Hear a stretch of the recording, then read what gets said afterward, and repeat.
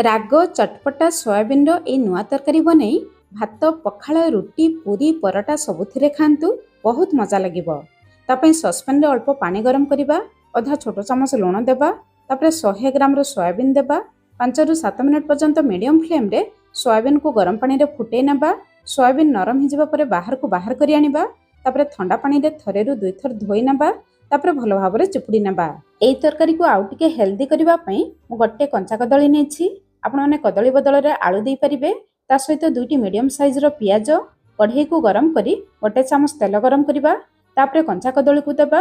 कदली को देखि स्वाद अनुसार लुण अल्प हळदी गुंड देबा।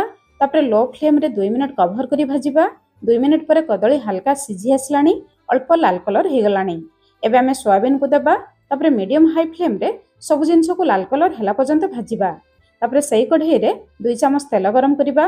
तेल गरम हिजिबा परे आधा चामच जीरा 2-3 टी कंचा लंका अल्प भृसंग पत्र देबा। तापरे 6-7 टी रसुण 1 इंच अदा को छोट छोट करी काटिकी देबा। अदा रसुण को 1 मिनिट पर्यंत हल्का भाजिबा। तापरे काटी रखिथिबा पियाज को देबा।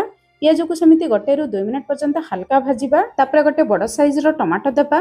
पियाज को जेमिति पतला काटिथिले टमाटो को सेमिति पतला करी काटिकी देबा।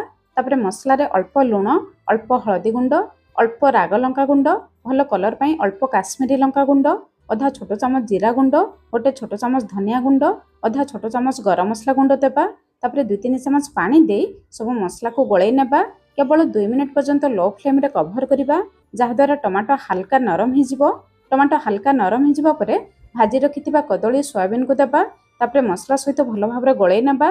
3-4 मिनिट पर्यंत लो टू मीडियम फ्लेम रे कवर करिबा जहा द्वारा सब जिंस मसला रे भलो भाबरे लटपट हिजिबो।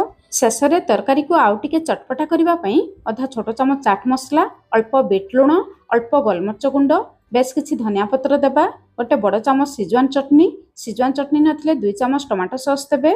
तापरे सब जिंस को गळै नेबा। एबे हम रेडी हि गला राग राग चटपटा सोयाबीन तरकारी।